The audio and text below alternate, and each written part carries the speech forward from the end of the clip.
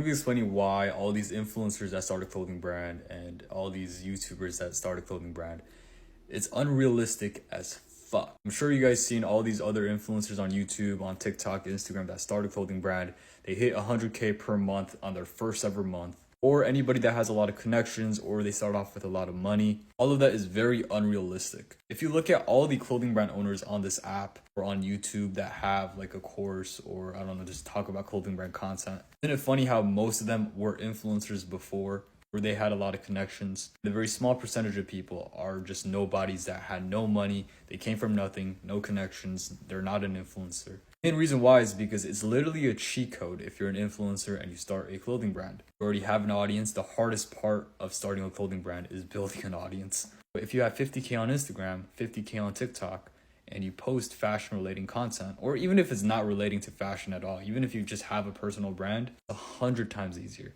And if you're an influencer already, you should have money saved up so you can buy the bulk order beforehand. You should have a lot of connections with other influencers so it's easier for you to market. Am I saying it's bad for clothing brand owners to start a clothing brand? Of course not. Being an influencer in itself is a skill. Unfortunately, most of you guys are not influencers. The results you're going to get are very unrealistic compared to these influencers. Guess what happens if you have high expectations but the results were low?